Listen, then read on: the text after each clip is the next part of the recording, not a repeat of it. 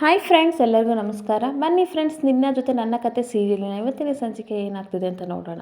ಅದಕ್ಕೂ ಮುಂಚೆ ಯಾರೆಲ್ಲ ನನ್ನ ವೀಡಿಯೋ ನೋಡ್ತಾ ಇದ್ದೀರಾ ಅವರೆಲ್ಲ ಪುಟ್ಟದೊಂದು ಲೈಕ್ ಮಾಡಿ, ಹಾಗೆ ಸಬ್ಸ್ಕ್ರೈಬ್ ಮಾಡ್ಕೊಳ್ಳಿ ಫ್ರೆಂಡ್ಸ್. ಬನ್ನಿ ಸ್ಟಾರ್ಟ್ ಮಾಡೋಣ.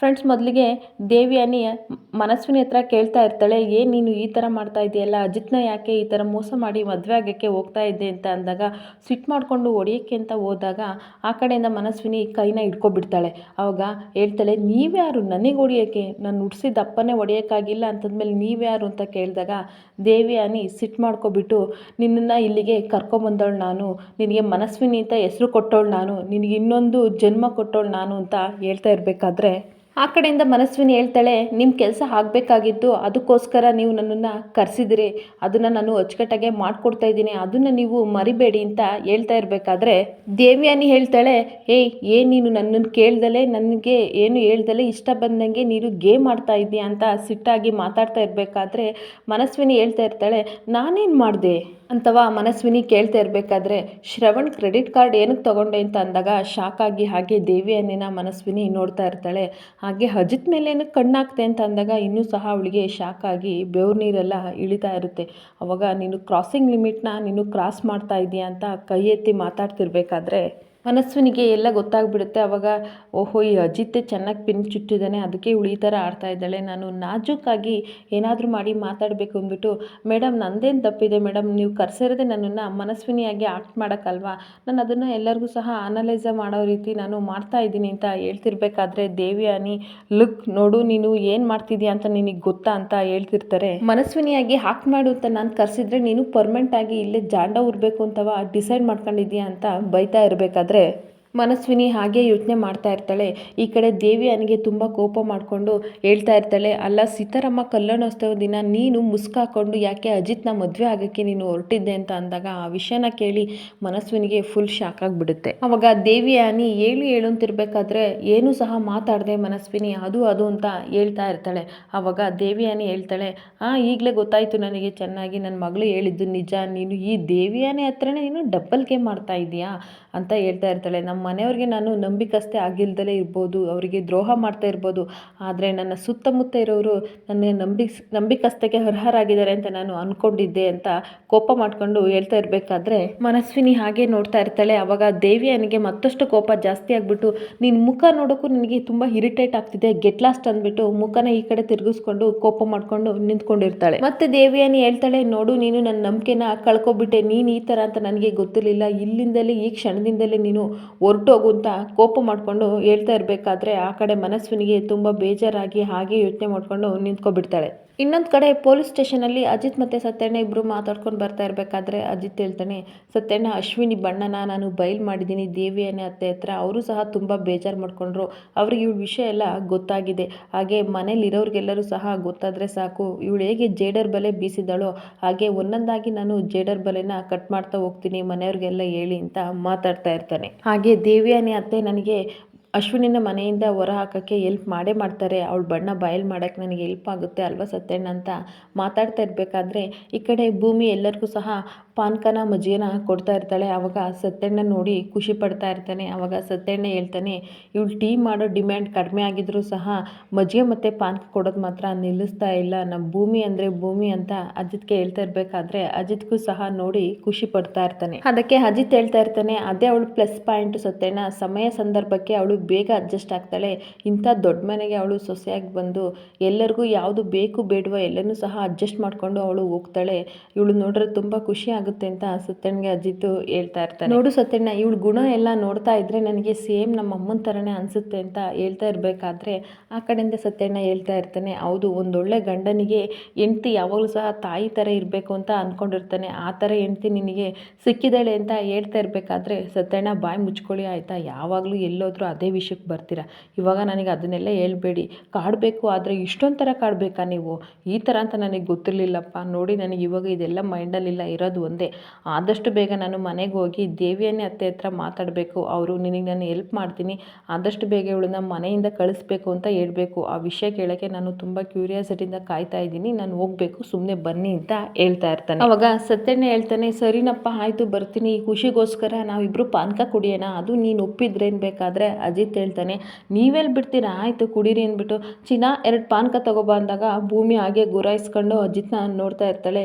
ಈ ಕಡೆ ಸತ್ಯಣ್ಣನ ಸಹ ಬಾಯಿ ತಿರ್ಕೊಂಡು ಹಾಗೆ ನೋಡ್ತಾ ಇರಬೇಕಾದ್ರೆ ಅಜಿತ್ ಹೇಳ್ತಾನೆ, ನಿಮ್ಮಿಬ್ಬರಿಗೂ ಏನಾಗಿದೆ, ನಾನು ಏನಂತ ಅಂದೆ, ಅವಳು ನೋಡಿದರೆ ಹಂಗೆ ಗುರಾಯಿಸ್ತಾಳೆ, ನೀವು ನೋಡಿದರೆ ಬಾಯಿ ತೆಕ್ಕೊಂಡು ನನ್ನನ್ನೇ ನೋಡ್ತಾ ಇದ್ದೀರಾ ಅಂದಾಗ, ಅಲ್ಲ ಕಣಪ್ಪ, ನೀನು ಸಾಮಾನ್ಯವಾಗಿ ನಿನ್ನ ಮದುವೆ ಬಗ್ಗೆ ಯಾರು ಡೌಟ್ ಪಡ್ತಾರೆ ಅವ್ರ ಹತ್ರ ಮಾತ್ರ ಚಿನ್ನ ರನ್ನ ಮುದ್ದು ಅಂತಿದ್ದೆ, ಆದರೆ ಇವಾಗ ಬಹಿರಂಗವಾಗಿ ಇವರೆಲ್ಲರ ಮುಂದೆ ಚಿನ್ನ ಅಂತ ಅಂದೆ ಅಲ್ಲ ಅಂದಾಗ ಅಜಿತ್ಗೆ ಆಶ್ಚರ್ಯವಾಗಿ, ಅಯ್ಯೋ ಹೌದಾ, ನಾನು ಚಿನ್ನ ಅನ್ನ, ಇಲ್ಲ ಇಲ್ಲಪ್ಪ, ನೀವೇ ನನ್ನ ಕನ್ಫ್ಯೂಸ್ ಮಾಡ್ತಾ ಇದ್ದೀರಾ, ನೀವು ಒಳ್ಳೆಯ ಸತ್ಯಣ್ಣ, ಸುಮ್ಮನೆ ಬನ್ನಿ ಅಂತ ಹೋಗ್ತಾ ಇರಬೇಕಾದ್ರೆ ಸತ್ಯಣ್ಣ ಹೇಳ್ತಾನೆ, ಹೂನಪ್ಪ, ನೀನು ನಮ್ಮಿಬ್ಬರಿಗೂ ಕನ್ಫ್ಯೂಸ್ ಮಾಡಿದ್ದು ಅಂಥದ್ರಲ್ಲಿ ನಾವೇ ನಿನ್ನನ್ನು ಕನ್ಫ್ಯೂಸ್ ಮಾಡಿದ್ವಾ, ಹಂಚು ಹಂಚು ನೀನು ಪಾನಕ ಹಂಚು ಭೂಮಿ, ಆಮೇಲೆ ಬರ್ತೀನಿ ಅಂದ್ಬಿಟ್ಟು ಸ್ಟೇಷನ್ ಒಳಗಡೆ ಓಡೋಗ್ತಾನೆ. ಇನ್ನೊಂದು ಕಡೆ ಮನಸ್ವಿನಿ ಹೇಳ್ತಾ ಇರ್ತಾಳೆ, ಸರಿ ಮೇಡಮ್ ಆಯಿತು ಬಿಡಿ, ನಿಮ್ಮಂಥ ದಡ್ರ ಜೊತೆ ಕೆಲಸ ಮಾಡೋಕ್ಕೆ ನನಗೂ ಇಷ್ಟ ಇಲ್ಲ, ನಾನು ಹೊರಟೋಗ್ತೀನಿ ಅನ್ಬೇಕಾದ್ರೆ ದೇವಿಯಾನಿ, ಯಾರನ್ನ ದಡ್ರ ಅಂತ ಇದೆಯಾ ಅನ್ಬೇಕಾದ್ರೆ, ಇನ್ನೇನು ಮೇಡಮ್ ನೀವು ದಡ್ರಲ್ಲಿ ಬುದ್ಧಿವಂತರ ಅಲ್ಲ, ನಾನು ನಿಮ್ಮ ಒಳ್ಳೇದಕ್ಕೋಸ್ಕರ ತಾನೇ ಮಾಡ್ತಾ ಇರೋದು, ನಿಮ್ಮ ಮಗಳು ಎಡ್ವರ್ಟ್ ಮಾಡಿಬಿಟ್ಟು ಮದುವೆ ಆಗೋಕ್ಕೆ ಮುಸ್ಕ ಹಾಕ್ಬಿಟ್ಟು ಹೊರಟಿದ್ಲಲ್ಲ, ಅದಕ್ಕೆ ನಾನು ಎಚ್ಚರ ತಪ್ಪಿಸಿ ಈ ಥರ ಮಾಡಿದೆ, ನಿಮ್ಮ ಮರ್ಯಾದಿನ ಉಳಿಸಿದ್ದೀನಿ ಮೇಡಮ್. ಏನು ಗೊತ್ತಾ, ಒಂದು ವೇಳೆ ಅಂಜನೆ ಏನಾರು ಅಜಿತ್ನ ಮದುವೆ ಆಗಿದ್ದರೆ ಈ ಮದುವೆನ ಅಜ್ಜಿ ಒಪ್ತಾ ಇದ್ರಾ, ಶ್ರವಣ್ ಒಪ್ತಾ ಇದ್ರಾ, ನಿಮಗೆ ದೇವತೆ ಪಟ್ಟ ಕೊಟ್ಟಿದ್ದಾರೆ ಮನೇಲಿ, ಎಲ್ಲರೂ ಸಹ ಎಷ್ಟು ಮರ್ಯಾದೆ ಹೋಗ್ತಾ ಇತ್ತು ಮೇಡಮ್, ಅದನ್ನು ತಪ್ಸೋಕ್ಕೋಸ್ಕರ ನಾನು ಮುಸ್ಕ ಹಾಕ್ಕೊಂಡು ನಿಮಗೆ ವಿಷಯ ಹೇಳಬೇಕು, ಈ ಮದುವೆನೇ ಕ್ಯಾನ್ಸಲ್ ಮಾಡಬೇಕು ಅಂತ ಬರ್ತಾ ಇದ್ದೆ, ಬಟ್ ಅದಾಗಲಿಲ್ಲ, ಅದಕ್ಕೋಸ್ಕರ ನಾನು ಈ ಥರ ಮಾಡಿದೆ.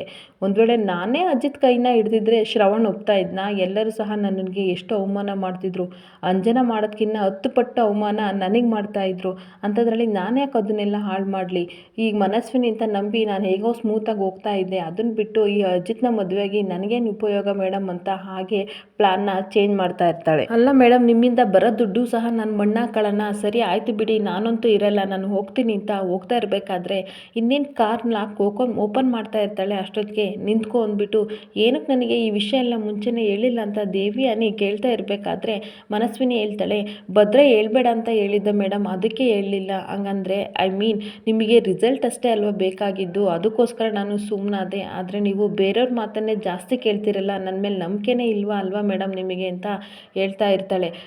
ಆಯಿತು ಬಿಡಿ ಮೇಡಮ್, ನಂಬಿಕೆ ಇಟ್ಕೋಬೇಡಿ ಆಯಿತಾ, ನಾನು ಮನೆ ಬಿಟ್ಟು ಹೋಗ್ತೀನಿ, ಹೇಗಿದ್ರೂ ಸಹ ಈ ಅಜಿತ್ಗೆ ನಾನು ಮನಸ್ವಿನಿ ಅಲ್ಲ ಅಂತ ಗೊತ್ತಾಗಿದೆ, ಒಂದಲ್ಲ ಒಂದು ದಿನ ಭೂಮಿನೇ ಮನಸ್ವಿನಿ ಅಂತ ಗೊತ್ತಾಗಿ ಮನೆಯವ್ರಿಗೆಲ್ಲರಿಗೂ ಸಹ ಹೇಳ್ತಾನೆ ಅಂತ ಅಂದಾಗ ಒಳೊಳಗೇನೆ ಅವಳಿಗೆ ಟೆನ್ಷನ್ ಆಗ್ತಾ ಇರುತ್ತೆ, ದೇವಿಯನಿಗೆ ಸ್ವೆಟ್ ಆಗ್ತಾ ಇರುತ್ತೆ. ಆವಾಗ ಮನಸ್ವಿನಿ ಹೇಳ್ತಾಳೆ, ಹಾಗೆ ಶ್ರವಣು ಸಹ ಈಗಷ್ಟೇ ಭಾಗ್ಯ ಕೇಸ್ನ ತೊಗೊಂಡಿದ್ದ, ನಾನು ಹೋದರೆ ನನ್ನನ್ನೇ ಹುಡ್ಕೊಂಡು ತಿರುಗಿ ಹುಚ್ಚ ಆಗ್ತಾ ಇರ್ತಾನೆ, ಹಾಗೆ ಪರಿಸ್ಥಿತಿ ಮೊದಲಿನ ಥರನೇ ಆಗ್ತಾ ಇರುತ್ತೆ, ಆವಾಗ ಏನು ಮಾಡ್ತೀರಾ ಮೇಡಮ್ ಅಂತ ಹೇಳ್ತಾ ಇರ್ತಾಳೆ. ಎಲ್ಲ ರಿಸ್ಕ್ನು ನಾನು ತೊಗೊಂಡು ಮಾಡ್ತಾ ಇದ್ರೆ ನನ್ನನ್ನೇ ನಂಬಲ್ಲಲ್ವಾ, ಬಿಡಿ ಆಯಿತು ನಾನು ಹೋಗ್ತೀನಿ ಅನ್ಬೇಕಾದ್ರೆ, ನೋಡು ನಿಂತ್ಕೋ, ಹೋಗಬೇಡ, ಎಲ್ಲಿಗೂ ಹೋಗಬೇಡ ಆಯಿತಾ, ಆದರೆ ನನಗೆ ತುಂಬ ಬೇಜಾರಾಯಿತು, ಅಜಿತ್ ಹೇಳಿದ್ನಲ್ಲ ಅದನ್ನು ಕೇಳಿ, ಎಲ್ಲಿ ನೀನು ನನಗೂ ನನ್ನ ಮಗಳಿಗೂ ತಿರುಗು ಬಾಣ ಬಿಡ್ತೀಯ ಅಂತ ಅನ್ನಿಸ್ತು, ಲುಕ್ ಟ್ರಸ್ಟ್ ಆಯಿತಾ, ನೀನು ಎಲ್ಲೂ ಹೋಗಬೇಡ, ನೀನು ಇಲ್ಲೇ ಇರು, ಬಟ್ ಏನೇ ಸಣ್ಣದಾಗಲಿ ದೊಡ್ಡದಾಗಲಿ ನೀನು ಪ್ಲ್ಯಾನ್ ಮಾಡಿದ್ರು ಅದು ಎಕ್ಸಿಕ್ಯೂಟ್ ಆಗೋಕ್ಕೆ ಮುಂಚೆ ನೀನು ನನಗೆ ಅದನ್ನು ಹೇಳಬೇಕು ಅಂತ ಹೇಳ್ಬಿಟ್ಟು ಇಲ್ಲೇ ಇರು ಅಂತ ಮನಸ್ವಿನಿಗೆ ದೇವಿಯಾನಿ ಹೇಳ್ತಾ ಇರ್ತಾಳೆ. ಇನ್ನೊಂದು ಕಡೆ ಸ್ಟೇಷನ್ ಒಳಗೆ ಅಜಿತ್ ಬಂದುಬಿಟ್ಟು, ಅಯ್ಯೋ ನಾನು ಇವಳನ್ನ ಚಿನ್ನ ಅಂತ ಅನ್ನಲ್ಲ, ಇನ್ನೇನು ಗತಿ ಕಾದಿದೆಯೋ, ಹೋಗ್ಬೇಕಾದ್ರೆ ಬರಬೇಕಾದ್ರೆಲ್ಲ ಈ ಸತ್ಯಣ್ಣ ಇದನ್ನೇ ಇಟ್ಕೊಂಡು ರೇಗಿಸ್ತಾ ಇರ್ತಾರೆ ಅಂತ ಮಾತಾಡ್ತಾ ಇರ್ತಾನೆ. ಅಲ್ಲಿಗೆ ಸತ್ಯಣ್ಣ ಬಂದುಬಿಟ್ಟು ಚಿನ್ನ ಅಂತಾನೆ, ಹೌದು ನೀವು ನನ್ನನ್ನು ಚಿನ್ನ ಅನ್ನಿ ಅಂತ ಹೇಳ್ತಾ ಇರಬೇಕಾದ್ರೆ, ಹಂಗಂದ್ರೆ ಏನಾಯಿತು ಬಿಡೋ, ಎಲ್ಲರೂ ಕಾಮನ್ನಾಗಿ ಹೇಳ್ತೀನ ಚಿನ್ನ ಅಂತ ಅಲ್ವಾ ಕರೆಯೋದು ಅಂದಾಗ, ಸತ್ಯಣ್ಣ ನನಗೆ ಸುಮ್ಮನೆ ಸಿಟ್ಟು ಬರ್ಸ್ಬೇಡಿ ಅನ್ನೋ ಅಷ್ಟರಲ್ಲಿ ಭೂಮಿ ಸತ್ಯಣ್ಣ ಅಂತ ಕೂತ್ಕೊಂಡು ಬರ್ತಾಳೆ. ಪಾನಕ ತಂದ್ಯಾ, ಕುಡಿತೀನಿ ಅನ್ಬೇಕಾದ್ರೆ, ನಿಮ್ದೊಳ್ಳೆ ಪಾನಕ, ಇವ್ರು ಯಾಕೆ ಎಲ್ಲರ ಮುಂದೆ ನನ್ನನ್ನು ಚಿನ್ನ ಅಂತ ಅನ್ಬೇಕಿತ್ತು, ಎಲ್ಲರೂ ಹೆಂಗೆ ನೋಡ್ತಾ ಇದ್ರು ಅಂತ ರೇಗ್ತಾ ಇರ್ತಾಳೆ. ಏನೋ ಅಕಸ್ಮಾತಾಗಿ ಮಿಸ್ ಆಗಿ ಯಾವುದೋ ಫ್ಲೋನಲ್ಲಿ ಅಂದೆ ಅಂದಾಗ, ಏನು ಅಕಸ್ಮಾತಾಗಿ ಅಂದ್ರಿ ನೀವು ಅಂದಾಗ, ಈಗ ಏನು ಮಾಡ್ತೀಯ ಅಂತ ಅಜಿತ್ ಕೇಳ್ತಾ ಇರಬೇಕಾದ್ರೆ, ನಿಮ್ಮನ್ನ ಸಾಯಿಸ್ಬಿಡ್ತೀನಿ ಅಂತ ಹತ್ರ ಬರೋಕ್ಕೆ ಹೋಗಿ ಬೆಂಚಿಗೆ ಕಾಲು ಎಡ್ಬಿಟ್ಟು ಅವನ ಮೇಲೆ ಬಿದ್ದುಬಿಡ್ತಾಳೆ. ಆವಾಗ ಅವ್ರ ಕೈ ಪ್ರಿಂಟಿಂಗ್ ಮಿಷನ್ ಮೇಲೆ ಹೋಗಿ ಇಟ್ಬಿಡ್ತಾರೆ ಇಬ್ಬರು ಸಹ. ಹಾಗೆ ಒಬ್ರನ್ನೊಬ್ರು ಮುಖನ ನೋಡ್ತಾ ಇರಬೇಕಾದ್ರೆ ಅವರಿಬ್ಬರು ಕೈ ಸ್ಕ್ಯಾನ್ ಆಗಿ ಪ್ರಿಂಟಲ್ಲಿ ಪ್ರಿಂಟ್ ಬಂದುಬಿಡುತ್ತೆ. ಆವಾಗ ಅಜಿತ್ ನೋಡ್ತಾ ಇರ್ತಾನೆ, ಹಾಗೆ ಸತ್ಯಣ್ಣ ಬಂದುಬಿಟ್ಟು ಆ ಪ್ರಿಂಟ್ನ ತೆಗೆದ್ಬಿಟ್ಟು, ನಿಮ್ಮಿಬ್ಬರು ಪ್ರೀತಿ ಈ ಮುದ್ರಣಕ್ಕೂ ಸಹ ಗೊತ್ತಾಗಿದೆ, ಆದರೆ ನಿಮಗೆ ಅರ್ಥ ಆಗ್ತಿಲ್ಲ ಅಂತ ಹೇಳ್ತಾ ಇರಬೇಕಾದ್ರೆ ಅಜಿತ್ ಹೇಳ್ತಾನೆ, ನಾನು ಯಾವಾಗಲೂ ಏನು ಭೂಮಿನ ಪ್ರೀತಿ ಮಾಡ್ಕೊಂಡೇ ಇರೋಕ್ಕಾಗಲ್ಲ, ನನಗೆ ಬೇರೆ ಕೆಲಸ ಇದೆ ಅಂತ ಹೇಳಬೇಕಾದ್ರೆ ಭೂಮಿನೂ ಸಹ ಹೇಳ್ತಾ ಇರ್ತಾಳೆ, ನಮ್ಮಿಬ್ರದ್ದು ಕಾಂಟ್ರಾಕ್ಟ್ ಮದುವೆ ಇನ್ನೊಂದು ವರ್ಷ ಅಷ್ಟೇ ಇರೋದು, ನಂದು ಬೇರೆ ಉದ್ದೇಶ ಅವ್ರದ್ದು ಬೇರೆ ಉದ್ದೇಶ, ಅದು ಮುಗಿದ್ಮೇಲೆ ನಿಮಗೆ ಗೊತ್ತಾಗುತ್ತೆ ಅಂತ ಹೇಳ್ತಾ ಇರಬೇಕಾದ್ರೆ ಸತ್ಯಣ್ಣ ನಿಮಗೆ ಈ ಅರ್ಥ ಮಾಡ್ಸೋಕ್ಕೆ ನನ್ನ ಕೈಲಾಗಲ್ಲ ಅಂತ ಹೇಳ್ತಾ ಇರ್ತಾನೆ. ಆವಾಗ ನಿಮಗೆ ಅರ್ಥ ಮಾಡ್ಸೋಕ್ಕೆ ನನ್ನ ಕೈಲಾಗಲ್ಲ ನೋಡು ಭೂಮಿ, 12 ತಿಂಗಳೆಲ್ಲ ಇರೋದು, ಇನ್ನು 9 ತಿಂಗಳು ಅಂದಾಗ ಸರಿ ನನಗೆ ಗೊತ್ತು ಅಂದ್ಬಿಟ್ಟು ಭೂಮಿನೂ ಆ ಕಡೆ ಹೋಗ್ತಾಳೆ, ಅಜಿತ್ತು ಹೋಗ್ತಾನೆ. ಆವಾಗ ಸತ್ಯಣ್ಣ ಆ ಪೇಪರ್ನ ಇಟ್ಕೊಬಿಟ್ಟು ಇದು ನೇಚರ್ ಮಾಡಿರೋದು, ಆದರೆ ಇವಳಿಗೆ ಅರ್ಥನೇ ಆಗ್ತಿಲ್ಲ, ಯಾರಿಗೂ ಸಹ ಇದು ಪ್ರೀತಿ ಬಗ್ಗೆ ಅರ್ಥನೇ ಆಗ್ತಿಲ್ಲ, ಇದು ಆರಾಮಾಗಿ ಕೂಲಾಗಿ ಅಜಿತ್ ಫೈಲಲ್ಲೇ ಇರಲಿ, ಒಂದಲ್ಲ ಒಂದಿನ ನೇಚರೇ ಇವರಿಗೆ ಅರ್ಥ ಮಾಡಿಸುತ್ತೆ ಅಂತ ಹೇಳ್ಕೊಂಡು ಸ್ಮೈಲ್ ಮಾಡ್ತಾ ಇರ್ತಾನೆ. ಇನ್ನೊಂದು ಕಡೆ ಮನೆಯಲ್ಲಿ ಎಲ್ಲರೂ ಸಹ ಬೇಜಾರಾಗಿ ಕೂತಿರ್ತಾರೆ. ದೇವಿ ಅನ್ನಿ ಕಣ್ಣೀರು ಹಾಕ್ತಾ ಇರ್ತಾಳೆ. ಅಷ್ಟೊತ್ತಿಗೆ ಅಜಿತ್ ಸತ್ಯಣ್ಣ ಭೂಮಿ ಎಲ್ಲರೂ ಸಹ ಕೆಲಸ ಮುಗಿಸ್ಕೊಂಡು ಮನೆಗೆ ಬರ್ತಾರೆ. ಆವಾಗ ದೇವಿ ಅನ್ನಿ ಅಳ್ತಾ ಇರೋದು ನೋಡಿ ಇವರಿಗೆಲ್ಲರಿಗೂ ಸಹ ಶಾಕ್ ಆಗಿಬಿಡುತ್ತೆ. ಆವಾಗ ಅಜಿತ್ ಹೋಗ್ಬಿಟ್ಟು ಅಮ್ಮ ಏನಾಯ್ತಮ್ಮ ಅಂತ ಕೇಳಬೇಕಾದ್ರೆ, ಅತ್ತೆ ಏನಾಯಿತು ಅಂತ ಕೇಳ್ತಾ ಇರಬೇಕಾದ್ರೆ ದೇವಿ ಅನ್ನಿ ಎದ್ದು ಓಡೋಗ್ಬಿಡ್ತಾಳೆ. ಆವಾಗ ಅವ್ರ ಅಮ್ಮನ ಹತ್ರ ಬಂದುಬಿಟ್ಟು ಅಜಿತ್ತು ಈ ಅಶ್ವಿನಿ ಬಗ್ಗೆ ಕೇಳಿದ್ನಲ್ಲ, ಅದಕ್ಕೇನಾದ್ರು ದೊಡ್ಡ ಡ್ರಾಮಾ ಸೀನ್ ಕ್ರಿಯೇಟ್ ಆಯ್ತಮ್ಮ ಅಂದಾಗ ಇಲ್ಲ ಅಂತ ಹೇಳ್ತಾನೆ. ನಾನು ಹೋಗಿ ಮಾತಾಡಲ ಅಂದಾಗ ಅವ್ರ ತಂದೆ ಹೇಳ್ತಾರೆ, ಬೇಡ ನೀನು ಹೋಗಬೇಡ ಆಯಿತಾ, ಅವಳು ಸಮಾಧಾನ ಮಾಡ್ಕೊಳ್ಳಿ ಅಂತ ಹೇಳ್ತಾ ಇರ್ತಾನೆ. ಆವಾಗ ಸಂಗೀತ ಹೇಳ್ತಾಳೆ, ನಾಳೆ ನಿಮ್ಮ ಮಾವಂದು ಪುಣ್ಯತಿಥಿ ಕಣೋ, 21 ವರ್ಷದ್ದು. ಶ್ರವಣ್ ಕಾಲ್ ಮಾಡಿ ಡೈಲಿ ಬರ್ತಿದ್ದಂಥ ಪೂಜಾರು ಬರ್ತಾರೆ ನಾಳೆ ಕಾರ್ಯಕ್ಕೆ ಅಂತ ಹೇಳ್ತಿರ್ಬೇಕಾದ್ರೆ ಬೇಜಾರಾಗಿ ಈ ಥರ ಅಳ್ತಾ ಇದ್ದಾಳೆ ಅಂತ ಅಂದಾಗ ಅವರಿಗೂ ಸಹ ಬೇಜಾರಾಗ್ತಾ ಇರುತ್ತೆ. ಆವಾಗ ಭೂಮಿ ಪಾಪ ಅಮ್ಮ ನಾನೊಂದು ಸ್ವಲ್ಪ ಹೋಗಿ ಮಾತಾಡ್ತೀನಿ, ಅವರು ತುಂಬ ಬೇಜಾರಾಗಿದ್ದಾರೆ ಅಂದಾಗ ಬೇಡಮ್ಮ, ಈ ಸಂದರ್ಭದಲ್ಲಿ ವರ್ಷಕ್ಕೊಂದ್ಸಲ ನೆನೆಸ್ಕೊಂಡು ಈ ಥರ ತುಂಬ ಕಣ್ಣೀರು ಹಾಕ್ತಾಳೆ, ಅವಳ ಪಾಡಿಗೆ ಅವಳನ್ನ ಬಿಟ್ಬಿಡು ಅಂತ ಭೂಮಿ ಹತ್ರ ಸಂಗೀತ ಹೇಳ್ತಾ ಇರ್ತಾರೆ. ಇನ್ನೊಂದು ಕಡೆ ತುಂಬ ಬೇಜಾರು ಮಾಡಿಕೊಂಡು ದೇವಿ ಅನ್ನಿ ರೂಮಿಗೆ ಬಂದು ತನ್ನ ಗಂಡನ ಫೋಟೋ ನೋಡಿಕೊಂಡು ಕಣ್ಣೀರು ಹಾಕ್ಕೊಂಡು ಹಾಗೆ ನಿಂತ್ಕೊಬಿಡ್ತಾಳೆ. ಹಾಗೆ ಅಳೋದನ್ನೆಲ್ಲ ಯೋಚನೆ ಮಾಡಿಕೊಂಡು ದೇವಿ ಅನ್ನಿ ಸಿಕ್ಕಾಬಟ್ಟೆ ಡ್ರಿಂಕ್ಸ್ ಮಾಡ್ತಾ ಇರ್ತಾಳೆ. ಅವಳು ಗಂಡನ ಜೊತೆ ಮಾತಾಡಿದ್ದನ್ನೆಲ್ಲ ನೆನಪು ಮಾಡ್ಕೋತಾ ಇರ್ತಾಳೆ.